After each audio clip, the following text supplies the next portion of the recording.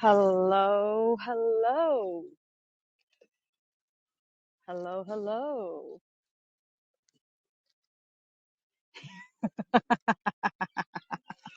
I did not say I'm Anna. Well, I am, but I'm not. I'm Hannah. Call me Hannah tonight. Woo. Happy Halloween.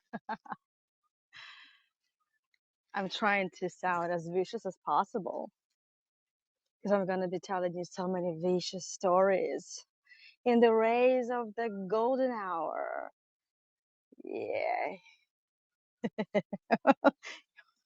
yeah, kind of. Evil Anna. Hello, everyone. Good to see you. Hello, hello. Look at the lights. I mean, the sky's going to be so beautiful tonight. And the day is beautiful. Hello, everyone. Hello, hello. Thank you for joining. We have about 4 minutes before we begin. Hello, Rebecca from the UK. Hello.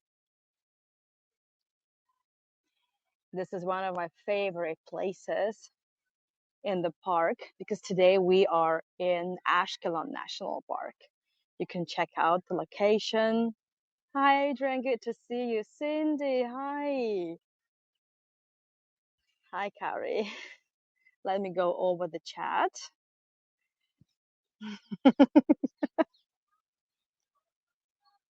Hi, Brenda. Barbara, hello. Claire, Zena, Sam. Hello, dears. Good to see you. Hello, hello. How are the kitties doing? Thank you for the amazing postcard for my birthday, dear. Very soon I will show up, but let's wait. There's a little bit of intrigue, and there's a reason why we're studying here. And I haven't told you much of what we're going to see, what we're going to hear, but it's going to be creepy. It's going to be stories. It's going to be true stories. Definitely sure to give you goosebumps. And there are going to be some legends that, you know, after, well, having read dozens of books and, well, history books of different kinds. I mean, it's not the only books, you know, it's not that I've read only a dozen of books, but in the recent 8 months, I think I've read about a dozen. I should tell you that the legends don't even seem so unreal, in the history. So who knows? Maybe some of the worst stories are even true. We'll see. Well, I'm showing you around. Enjoy the views. I also have a company with me, a very special company.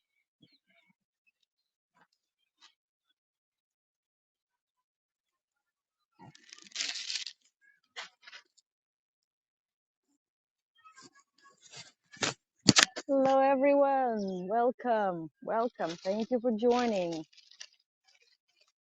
We're starting soon, soon enough.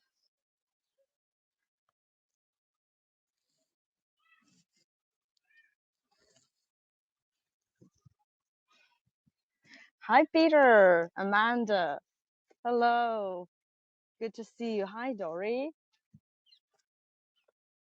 Is there anyone who haven't seen any of my tools before?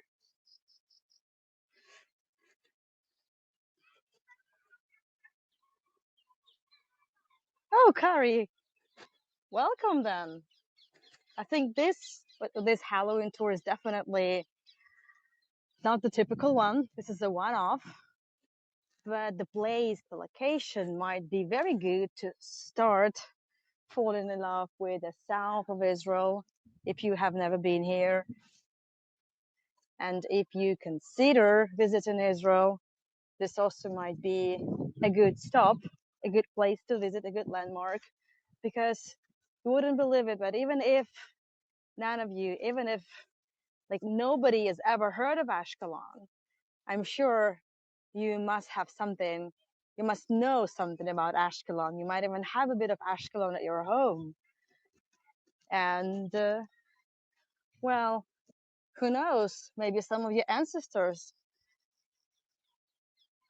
dropped by the place because everybody, many peoples wanted to own these lands, and many did. Anyway, well, officially it's time to begin. Welcome. Thank you, Barbara. Indeed. This is going to be a very special tour. Halloween is my favorite time of the year. Oh, what's that? My goodness, what is that? So I'm sure many of you already know that I have a good old friend visiting. His name is Oskar. He's going to be my company. Yeah, he kind of dressed up. Okay, so he's falling. He keeps falling, you know. I'm not sure why exactly. Maybe this he's like head over heels with Ashkelon, who knows? But he's got this amazing cloak, you know. It blows in the wind. The wind blows and it just flies so nicely. Yeah, like that.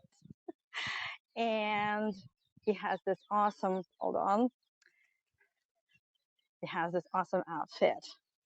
Well, you see, it's a little bit dirty, but that's because of that. But we will get to this, okay? So, are you ready to begin? Hi, Oskar is excited about the tour. I'm excited, yes. All of us are excited. Okay, so let me prepare. So you might think, especially those who have never been to my tours before, you might think that you're going to watch a tour of Anna about Ashkelon, but today it's not actually Anna because tonight I am Hannah. I normally don't wear the red lipstick, but this is, as I say, a special tour, a one-off, and I am the representative of 80 witches that were crucified on the walls, outside the walls of the city of Ashkelon in the 1st century before Common Era. I'm not joking. They were considered witches. And yeah, we were witches. So today I'm going to speak for those ladies who were killed. I'm going to speak for the babies who were murdered. I'm going to speak for the dogs who were sacrificed. I'm going to speak for all those who died protecting the land and for all those who died trying to serve the ones who wanted to conquer this land. Because just like I said, throughout, well, about 5,000 years, this land, every so often would be flooded with blood. And this is no joke. So I want you to know that I'm a professional tour guide and I hate telling lies. I never do that. So today there will be some legends, but there will be also true stories. And I'm not sure that all the legends that I'm going to be telling you are really legends. They might be the truth. Okay? So I would like to switch the camera and start the narrative. Please feel free to ask questions.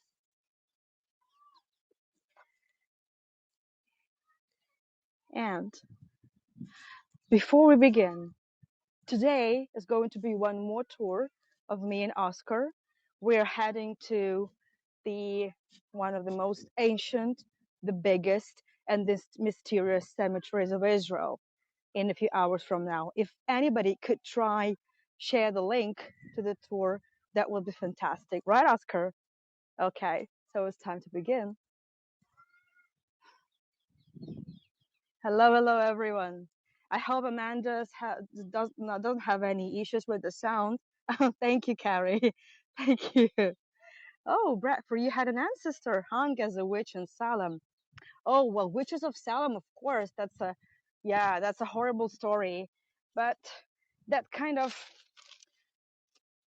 okay, like the world has kind of found peace with it, right? The world has acknowledged it, the world has recognized it, and the witch hunt, the story of the witch hunt in the Middle Ages was also, oh my goodness, there's one more guest tonight.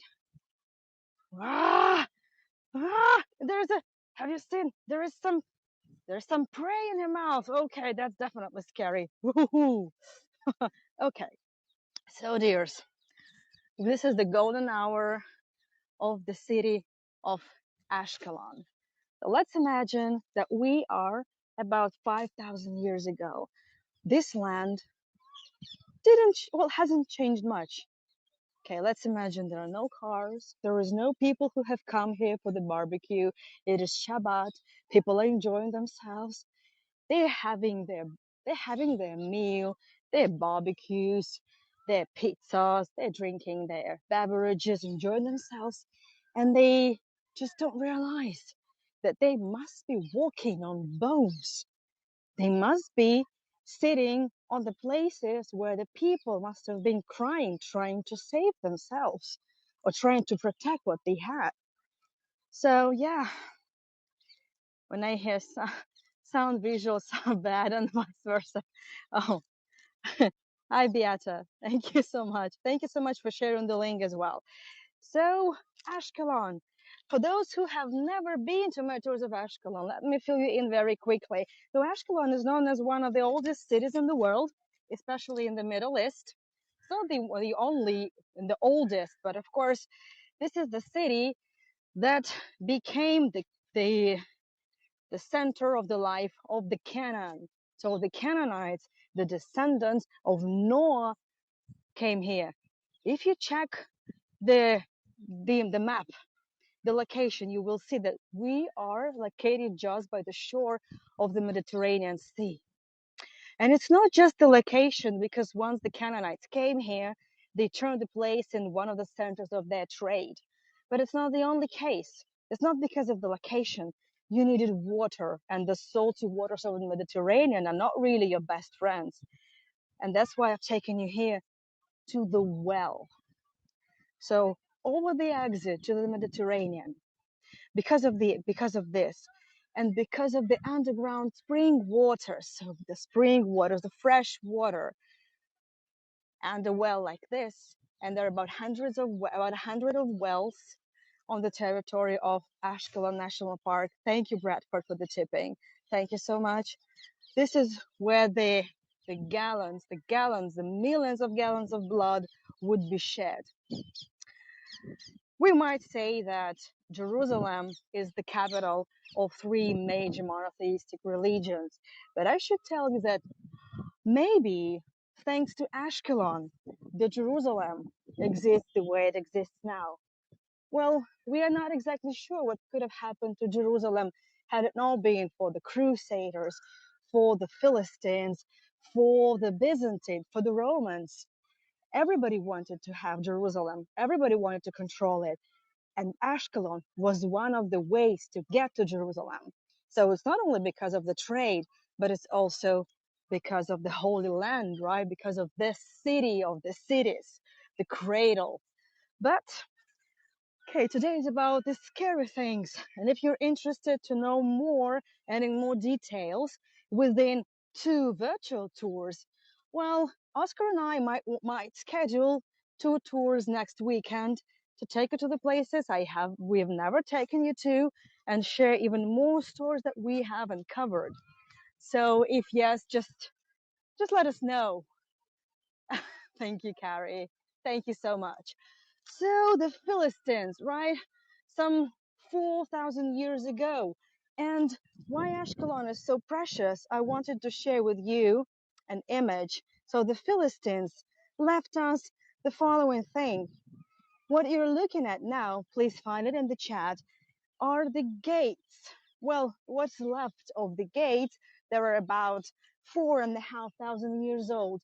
This is what's left of the world's most ancient arched gates, and they are left to us from the Canaanites. Then in the 12th century before Common Era, the Philistines came, the mysterious people of the sea. We don't know much about them. We do not know exactly where they came from, and we don't know exactly where they disappeared. There are many versions, and the problem is that not so much has been left for us. But, okay, let's imagine that we are in the 1980s. The archaeologists have come here from, from Harvard University.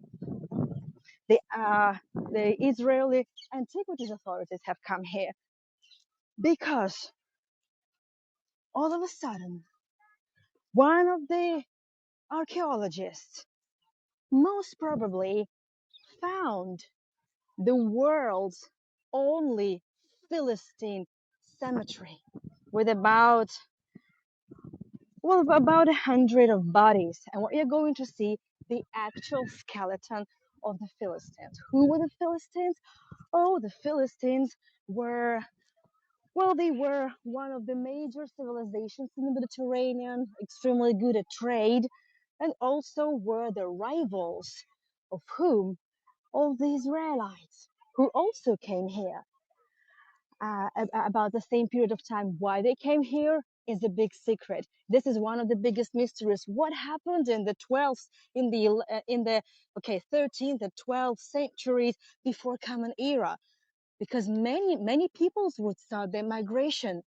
We don't know what. Most probably some cataclysms. We don't know, but we know that two people that would become the major, that will become one of the major, the rivalry, the stories of rivalries. This is where they would settle all these lands, and Ashkelon would be the setting for the stories of Samson and Delilah. But that would be for the next weekend probably, if you're interested in that kind of tour. But why are we here? Because around one of the wells like that was those bodies, and the DNA ran from those bodies. The DNA tests, they reveal one of the biggest mysteries in the world of archaeology. What exactly? Oh, that the Philistines, the mysterious people of the sea, came from the south of Greece and maybe even south of Italy, maybe even south of Spain. And where did they disappear? We don't know much, but we will also get to some of the questions, some of the ideas. Okay, I want to take you a little bit down. I hope you don't mind some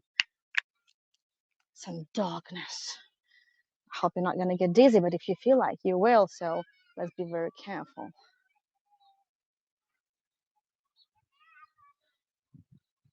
I'm I'm sitting here, so you see my gimbal can work miracles, and you can. I'm not sure if there you can see.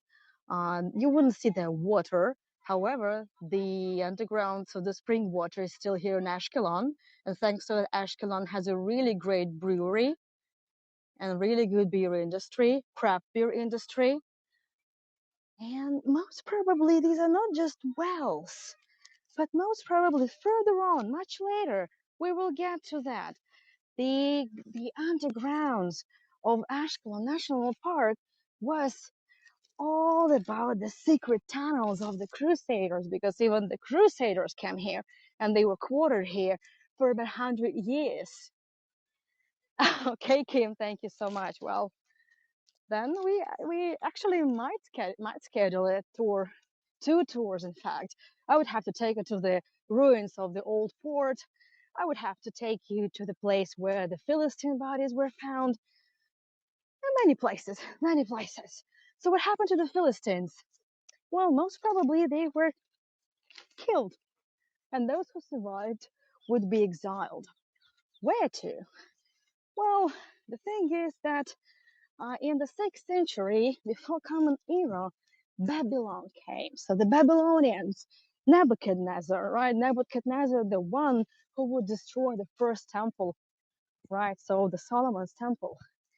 And one of the stopovers to Jerusalem, after which Nebuchadnezzar was unstoppable and reached Jerusalem, was Ashkelon. We're gonna need to pause here for a moment. Well, I just love the sun. And please indulge yourselves in taking the postcards. And it's gonna get even more beautiful very soon. But we have to go. Okay. And the Babylonians most probably massacred about 1,000 of Israelites on these lands, including Ashkelon, and most probably the Philistines. But that's not the end of the story. Thank you, Barbara. Thank you so much for encouraging you to follow me. Yes, there are going to be many tours scheduled, and some of them already are. So you see, it says danger, sakana. Don't you worry. It's always danger here, but this is because there are so many ghosts walking and nobody realizes. But at the crack of dawn and with the last rays of sun, I think the ghosts start playing hide and seek behind those columns. Okay, and the Babylonians would thrive and make parties and dance on the bones for about 50 years after that. Well, things would change for them, and the Persians came. Even the Persians tried to keep the power and the place in their hands and not to let it go and not to give it in, not to give it in to silly kids, but they couldn't. And you know how bad they tried? I want to show you something. Give me a second. Thank you, Carrie. Thank you so much. I want to show you this. In Ashkelon National Park, archaeologists also happened to find the dog burial. So several dozens of dogs who were laid. Yes, Carrie. Yeah, indeed. They were laid nicely, each dog in a different position. Each dog has a different separate burial site. It was all nicely placed and hidden, and it was here in Ashkelon. We don't know much about the Persians. Well, we know about their trade. They were amazing at trading, but we didn't know that they used dogs, and they definitely did not eat it. They must have used them for some spiritual, for some, we don't know. So maybe there was some cult. We don't know. So this is one of the mysteries that the archaeologists have not come to conclusion yet about. So where we are now. So we remember that this was a trade city. This was the city where everybody wanted to come. The land was where everybody wanted to come. And what's next? Further on, Alexander the Great comes to Ashkelon, and it becomes the Greek land. Then Alexander the Great dies, and there's a little bit of a crisis, and then the Romans come. And the Romans made Ashkelon the autonomous city that would be earning millions, and it would become not only the trade center, but it would also become the scene center. Yes. And you know, thanks to whom? First of all, thanks to this gentleman. Thank you so much, everybody. Thank you so much for the tipping. So thanks to this man, Herod the Great, King of Judea. So Herod the Great, he is the one who turned Ashkelon into one of the most prosperous cities in the region. And we're standing in the ruins of a basilica. It was more than 120 meters long. Feel free to convert. And it was just a sort of a public building, some sort of a city hall. So you can see how huge it was. So a city hall like this must have been designed for a big city. So let me show you just very few things. Well, we're kind of praising some goddesses here. Actually, one, Nike. We are praising Nike. Well, it was all about the victory, right? So the goddess of victory. And the atlases holding the Nikes on the shoulders. So this is what's left. The original first century before Common Era, slash first century Common Era Nayakis. They're here for us. So these ladies were praised, but they were not the only ladies who were praised in Ashkelon.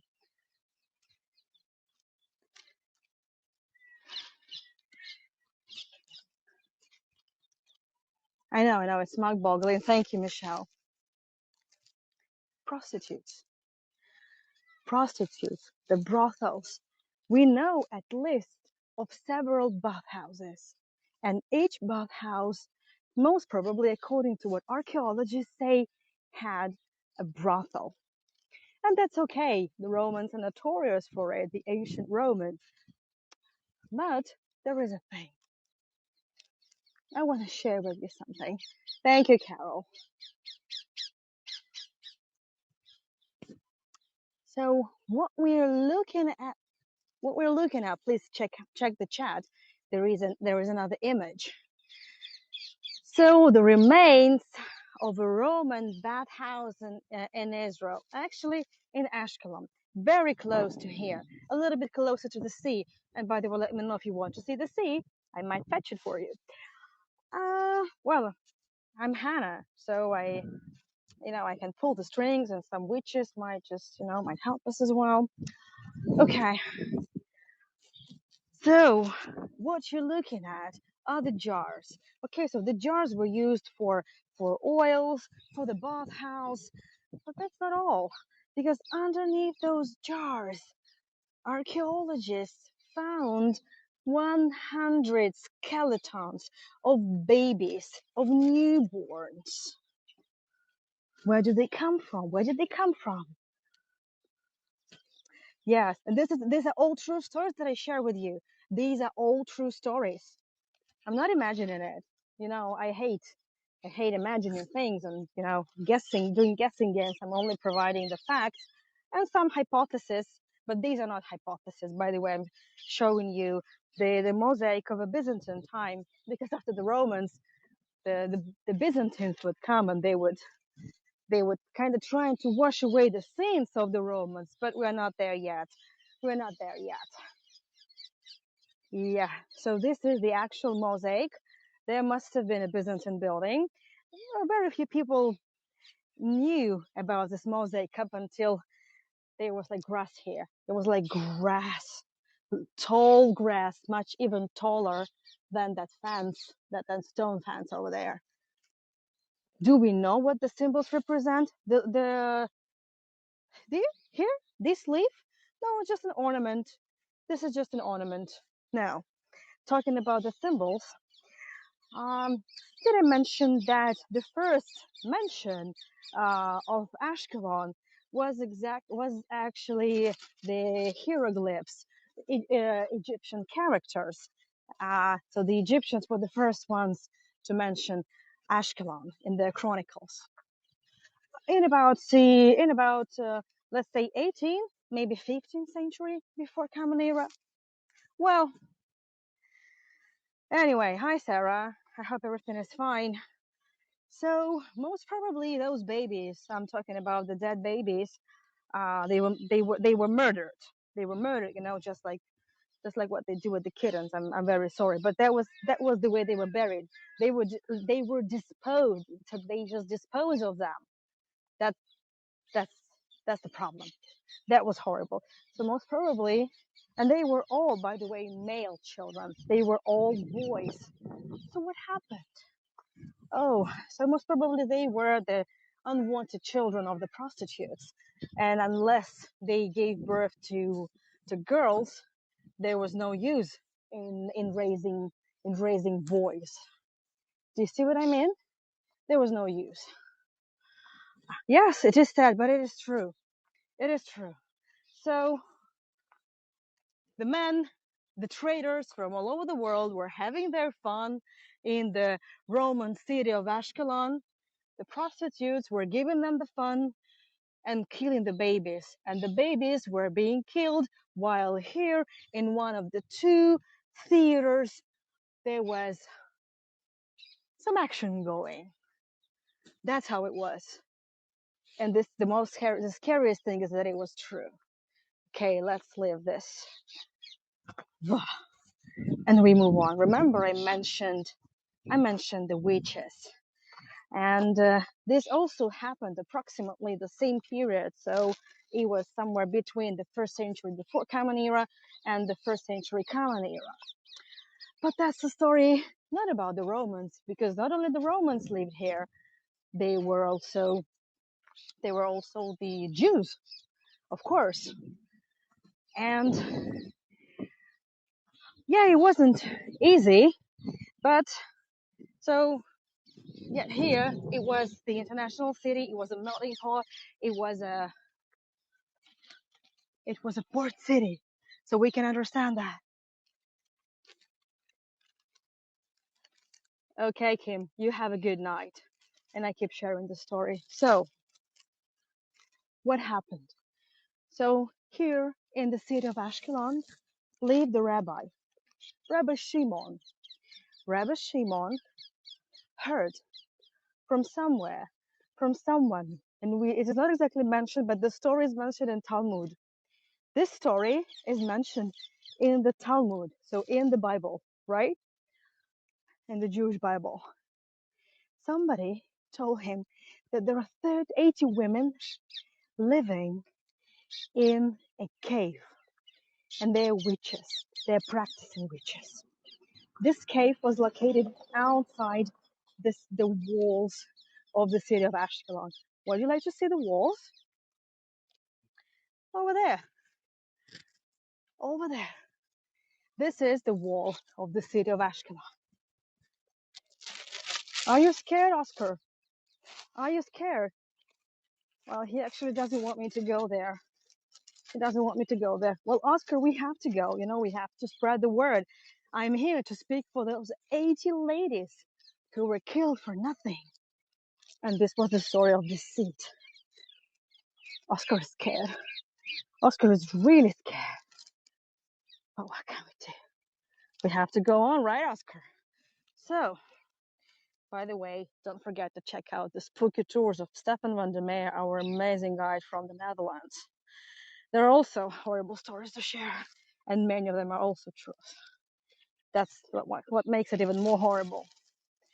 So what they did, so that Rabbi Shimon, who was a righteous one, an observant one, he called for 80 men on a rainy night. Imagine the heavy rain, no birds singing, nothing. So the 80 men came to the cave. They were all soaking wet. Thank you, Susan. Thank you so much. Yeah, and Oscar's costume. He really tried his best. So they came to the cave, and Rabbi Shimon yelled, "Ladies, please let me in. I'm all soaking wet." The ladies were scared, but they did let him in. We're coming close to one of the walls of Ashkelon. It must be that wall, but from the outside. So the cave must have been somewhere there, because exactly here, this is the highest of the walls that we have. This is the highest of the tells, the highest of the hills. So we'll see. And yes, we are going up the wall as well, because we can. So, and the ladies let him in. But when he came in, he was all dry. How? Because all those 80 men plus one took with themselves jars where they hid the dry clothes. So when he came into the cave, he was all nice and dry. So when the ladies, the witches, they believed that this rabbi also the Blair Witch environment indeed. So these ladies were misled. They thought that he was also a wizard. And then he said, "Ladies, I want to thank you for your help, for letting me in. How about I invite 80 men to celebrate?" And 80 men were invited. And again, they were able to change, and they came nice and dry. And they started dancing. The Talmud doesn't specify what else was happening, but then Rabbi Shimon raised his hands, and this is when the dance stopped. And the ladies, though they were dancing, were raised in the air. And according to Talmud, the witches would be gaining their power from the Adamah, from the ground. So the witches had no power anymore because they were not attached to the ground. I'm sorry, my gimbal is a little bit, I don't know, it's just, okay, give it a second. I think that's better now. And then these ladies they were just snatched, they were imprisoned, and then they would be crucified. They would be crucified on the walls of Ashkelon, outside the city walls. And every Jew could come and see to make sure that the witch is dead. This is the story from Talmud. If we believe the Talmud, if we respect the Talmud, then we have to face the fact that this did happen. And I'm here to speak for the ladies. Don't kill the ladies. Don't kill the witches. And you know what happened next? Okay, I will tell you. Similar to Tam O'Shanter by the Scottish poet Robert. Oh yeah, well, of course. Well, with poets, it's kind of clear, right? But it is amazing that mystery is officially recognized in the Talmud. It is also officially recognized in the well, yeah, in most monotheistic religions, the mystery is there, even though the mystery is complicated, right? So some mystery is good, but some mystery is bad, and for some reason, so we don't know. So there was no trial. They were not convicted. That's the problem. There was no trial. That's an issue. Anyway, we move on, and I have taken you to ruins. To ruins of what? Most probably, this used to be a synagogue. Then, why synagogue? Because here they found, the archaeologists, and you see there's also a ways underground, but we're not allowed to go there. It's already too dangerous. Archaeologists found here the decorations typical for a synagogue. They found the lulav. So the lulav is a palm branch.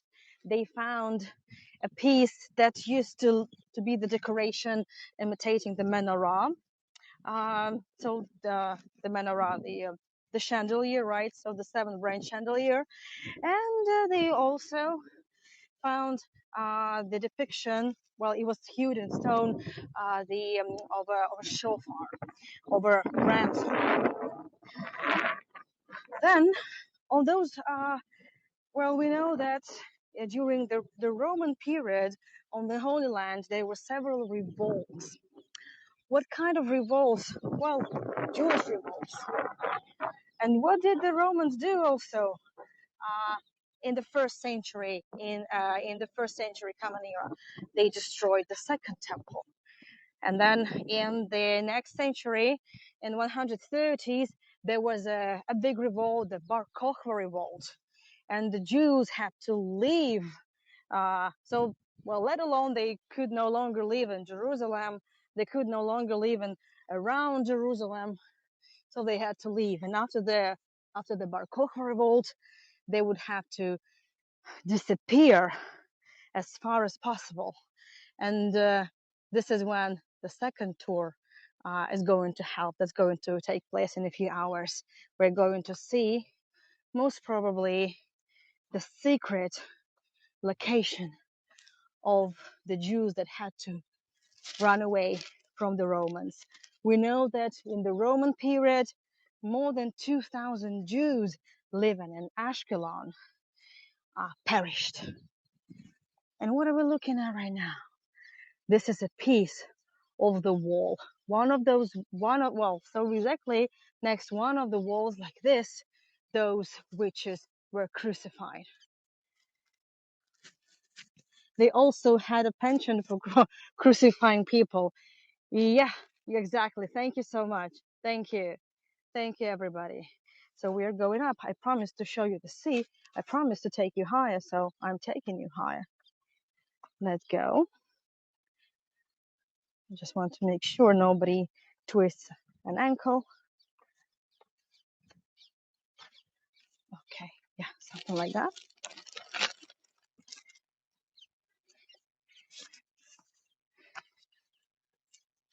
Okay, here we are.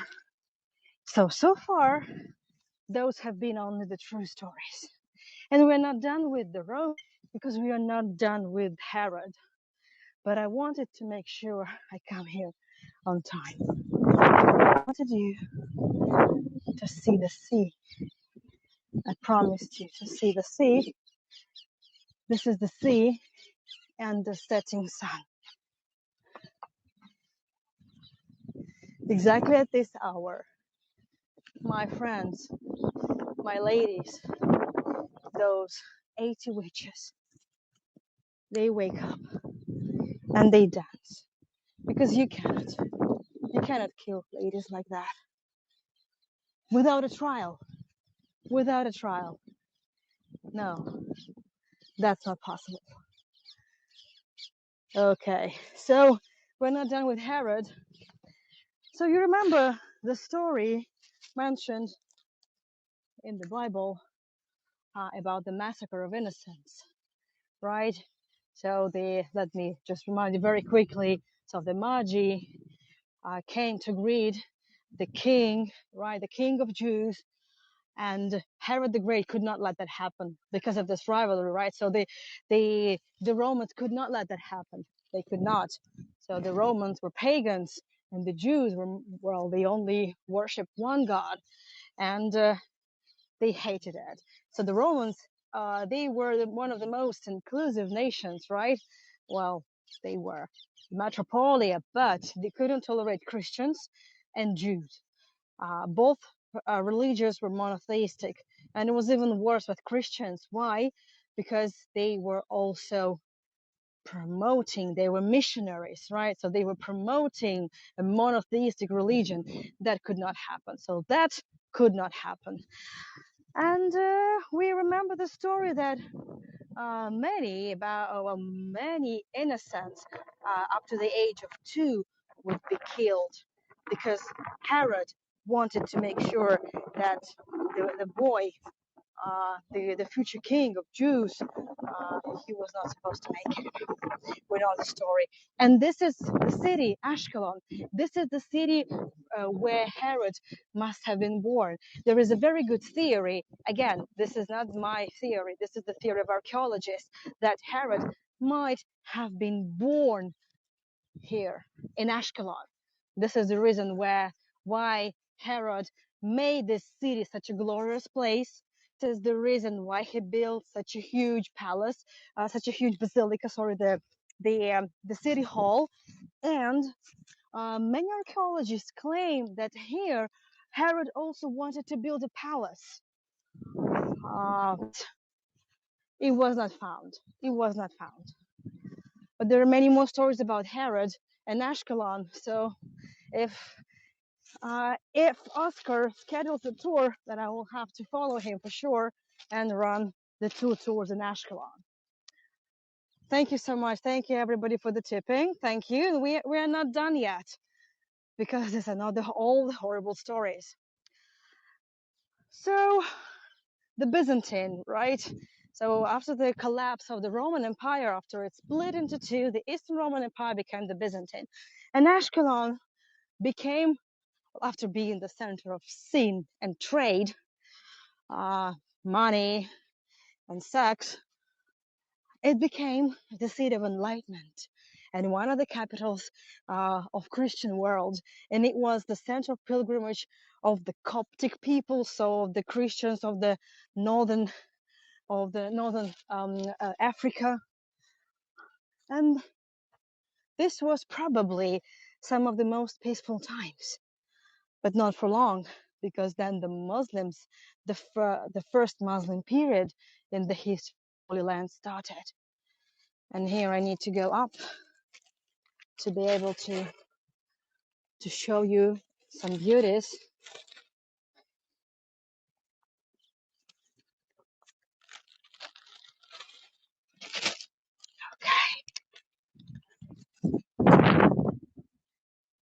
So what you're looking at is the sea, the Mediterranean Sea.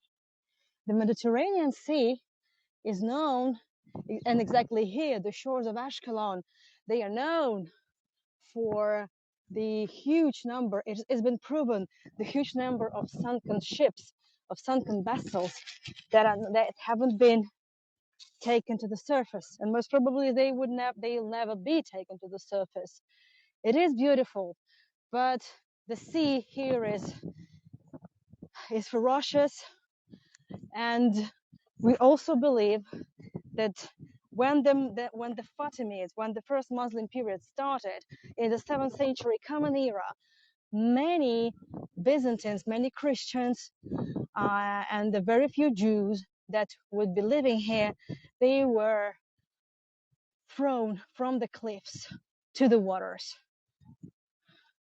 And I know that it's really bothering my dear friend Oskar, but that's the sad truth.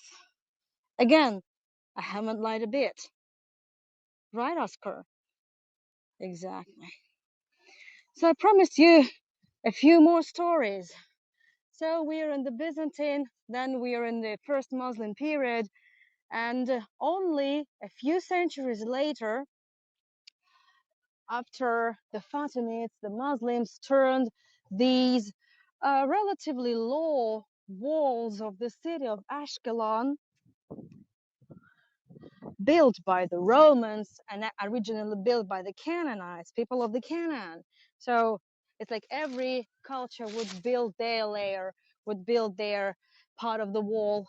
So the Crusaders came, and the Crusaders, it took them 1 year to win the Jerusalem and to oust the infidels. 1 year.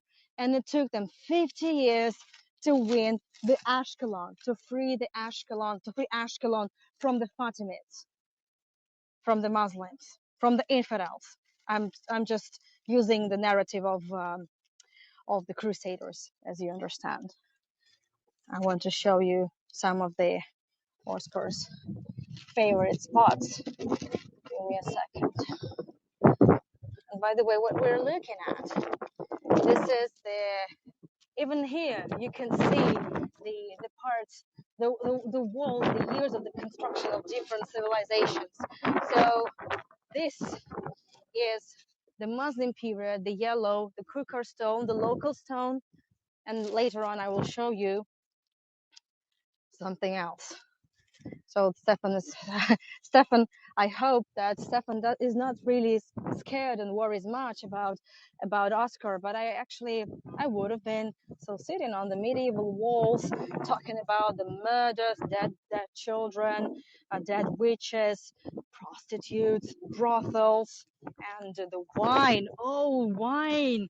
Well, the amount of wine drunk and sold here in Ashkelon and made, because we have a winery discovered really about a couple of kilometers really from Ashkelon. Well, that's over the top for sure. Thank you. Okay, so are you ready? Are you ready to go, my dear bear? I know it's scary. Please, please, hold on. Okay, so we move on. And finally, 50 years later, I have to be very careful here. So I hope, well, my witches will help me for sure. They will cure me, but I still don't want to cause them trouble. They've been through a lot, you know, hanging on those walls, crucified. No, that was a terrible story.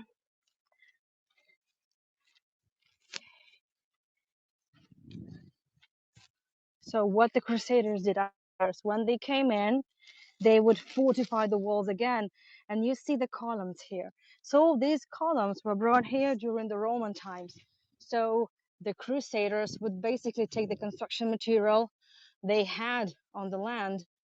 They had and they would use it to fortify. So they had the columns that were destroyed by the Muslims, and they would, I don't know how, but they would just insert it, hammer it into the walls, and this is how it, and then they would build more walls here to secure, and this is how they would fortify the walls and the turrets.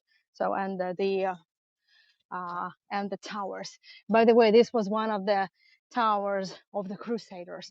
And remember, we started by the well. This is when the history made an interesting twist. The Fatimids, the Muslims, wanted to take over. They didn't want, specifically the Ashkelon, they didn't want to let it go into the hands of the Crusaders. They would come nearly every day to take the city back.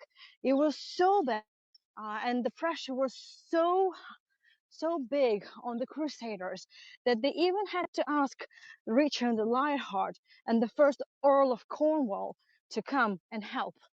And Richard the Lionheart himself was in charge of the fortification of one of the sections of the fortress walls. Can you imagine that? So Ashkelon had a big importance.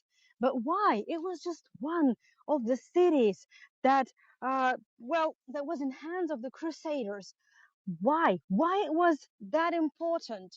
And now again, okay, so this can be, this is not proved, Oskar. So this might not be true, but this is a very, to me, plausible theory that Richard the Lionheart, the first Earl of Cornwall, and constant fights like Jerusalem, the city of the cities, the cradle of the three monotheistic religions. Okay, so that city was in the hands of Crusaders since, well, not day one, but in a year they managed to push all the infidels out. So the reason why everybody wanted to protect Ashkelon could be hidden underground. Maybe there, somewhere there, maybe somewhere there, maybe somewhere there. This reason why archaeologists never stop. There is always the excavations going on. Even now, there are excavations going on. So what happened? So there is a theory that those wells, and one of those wells we've seen already, are not exactly the wells. Well, we know for sure that there is water there, but most probably those wells are also the such ancient energy there. Indeed, absolutely. So most probably it's not just that. Maybe the Crusaders brought something with them. Maybe there was something taken from Jerusalem or taken from the Muslims as they left from Jerusalem. Crusaders pushed them out. We don't know that for sure, but we know for a fact that, for example, in Old Jaffa, and Oskar and I were taking you to Old Jaffa on November 6th, by the way, for 3 tours. It's going to be a marathon in the, well, about 5,000 years old city of Old Jaffa. So it's going to be, and the sunset tour as well. So it's going to be fun. Don't miss it. If anybody could share the link, or just share the link to my profile, to my page on the Hagar's website, that would be fantastic. And please make sure you click the notifications on to stay in the loop on everything. Link together with Oskar. So we don't know for sure, but the version is that those are exactly the wells, but the secret tunnels. And we know that in Old Jaffa, and also in the town of Akko, it's way up north, a UNESCO World Heritage Site, by the way, Akko. Let me know if you've been there. So they found the system of tunnels, and some of the tunnels are even a bit open to the public, but of course the entrance would be limited and the distance would be very, very limited. you cannot really reach anywhere with those tunnels. But it's known for a fact that the tunnels from the times of Kings of Templar, the Kings of Temple, the Knights of Temple from the Crusades period, we know for sure that there are tunnels like that. We don't know exactly where they took to. Even nowadays, archaeologists are not sure where those tunnels, for example, in Akko or in around Tel Aviv, would be taking. Oh, sorry, I need to give me a second. Okay. Thank you, Claire. Thank you, everybody. Thank you so much. So, there is even a hypothesis that it could be the tunnel taken all the way to Jerusalem. I don't think it's plausible, but I do think that archaeologists, they placed the metal fences not only because they wanted to protect the children and everybody for dropping just to falling down, but they might be also guarding the secret of the tunnels of Ashkelon. So maybe indeed the Crusaders hid something underneath. We don't know that, but this could happen. And since we mentioned the mysteries in Judaism, there is one more thing I wanted to share with you. This never, wow, such a huge beetle. I'm not gonna harm you. Don't you worry. But I wanted to tell a few words about a creature. And I will share with you an image. So much. Thank you for sharing. So this one. Have you ever heard of a golem? So the golem, well, it comes from the, let's say, Ashkenazi tradition from Jews, and there are many stories. Yes. Oh, Stacy, thank you so much. Let me see if I have one more image to share. No, this would be it. But you can Google for it. So there are several stories where even the rabbis, like Rabbi Lou mentioned from Poland. So I'm not sure how I should pronounce the name. So there is a rabbi in Poland in around the 11th century that made himself a golem to protect himself and the community from pogroms. So pogroms is not the notion, the sad fact from the recent history from 100, 150 years ago. No, the pogroms would start long time ago. So the Jews had been suffering for a long time. So no matter if those were the Romans, they did not exactly call it pogroms, but this would persist. And the golems, they were sort of anthropomorphic creatures made from clay, made from mud, something like that. And they were meant to protect the Jews from all the evil. And there is a legend that one day that rabbi made one night. Okay, so he made that golem, and he had he had a kind of a remote control. He knew how to stop, how to activate, and how to deactivate a golem. And before Shabbat, he forgot, or Shabbos. It's better put it this way. This is how the Ashkenazi in Yiddish they would call it Shabbos, not in Hebrew, but in Yiddish, Shabbos.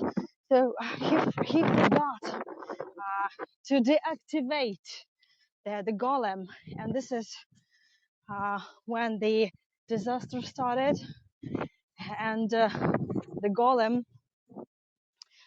there would be several murders. And then the problem is that it seems to me that the golems still exist.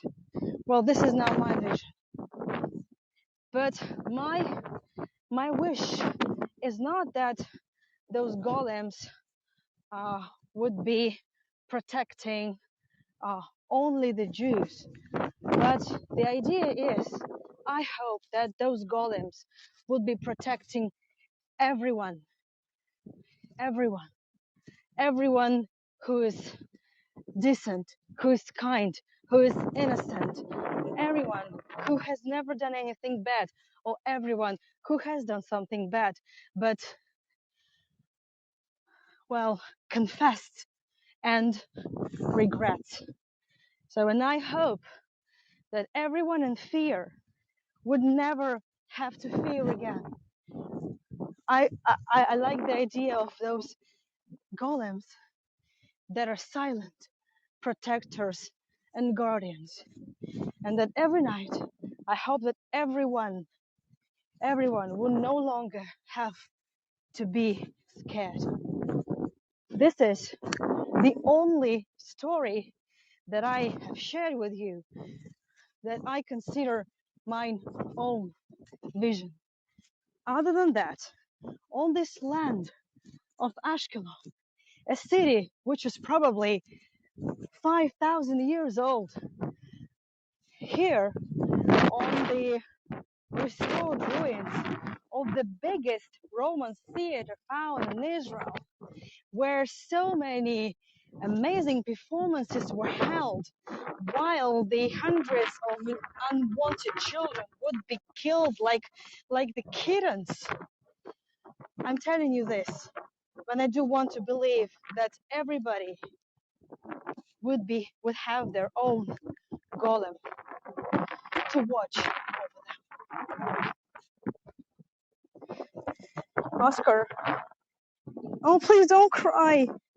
Please don't you cry, baby. He's touched. He's touched. This is very emotional, right, Oskar? And Oskar must be tiny. He's tiny. But you see, he is a brave little bear. He's been through a lot, and he's here. So I think Oskar is my little golem, my little baby golem. Yes, Oskar. Well, Oskar and I also wanted to take you to our favorite spot for the best postcards, if you don't mind. We just want to make sure you have some flying postcards taken of Oskar, and I want to show you our favorite spot. Let's go.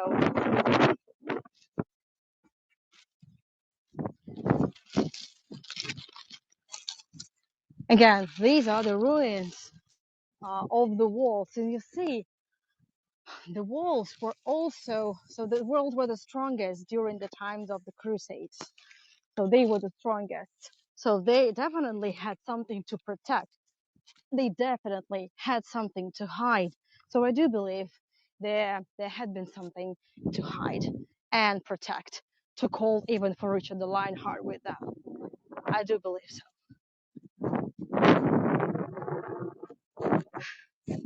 And as you're enjoying the views, I'm looking over the chat, and I wanted to thank everybody for joining this tour. So it might have been not that creepy, and it's not really about the ghosts, but I think it's about the stories even scarier than that. And the ruins are fascinating. Yes, Oskar said that he wants to be a golem, so I do believe that he is my little golem. Yeah, and he comes from the Netherlands, right? So he comes from the land where so many Ashkenazi Jews lived, and so many of them perished. We know the story of the 20th century as well, of the Second World War. So I wish that all of those 6 million had their little golems. I wish they had it. Well, Oskar, I guess, is also a really, really good view. So thank you, my dear Oskar, for preparing this tour with me. And I think we are taking everybody to Ashkelon because over there, the Philistine cemetery was found. Over there, the Doug burial was found. Over there are the world's oldest remains have been discovered. Well, they were discovered about a couple dozen years ago. And also some of the most sacred figures, sacred gods of Canaanites was also discovered there. And somewhere there, I'm also holding the microphone, protecting it from wind. So, but over there are the ruins of what possibly was the. Thank you, Richard. I didn't see you join. I'm so sorry. The ruins of the ancient port. So yes, it's all there, and there are so many more stories to be shared. Thank you so much, everyone. And now, Oskar and I would like to thank you for joining. Thank you for joining. Thank you for being here with us, spending this beautiful hour. We can't thank you enough. And in a couple hours, we are waiting for you at our in our cave because, well, I'm Hannah, right? I was at one point frequent in a cave with my friends witches. So we're waiting for you in a cave to tell you the story of where all the Jews had to run to after the Bar Kokhba revolt and many other mysteries, and where all those Jews ended up, their cemetery, Bet Sherim. So this would be it. Thank you so much for joining, everyone. It's really time to go, and see you very soon. Thank you so much for joining. Thank you for following me. Thank you for checking out Oskar. Please make sure you subscribe to Oskar's Instagram. It's Oskar Bear. Please make sure you follow me on my socials. I'm Anna, full stop your guide. And there are so many more amazing tours. So thank you. We really appreciate it. Thank you so much for joining. Thank you. You have to see the moon. You have to see the moon. That's the over there.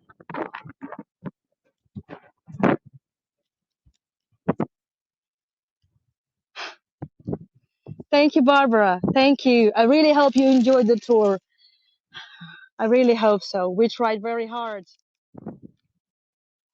So, and I should tell you that all this tour, they've given me so much insomnia, so much sleep deprivation, unfortunately. Thank you. Thank you so much. Thank you, everyone. Means a lot. Thanks for all the support. Beautiful, isn't it?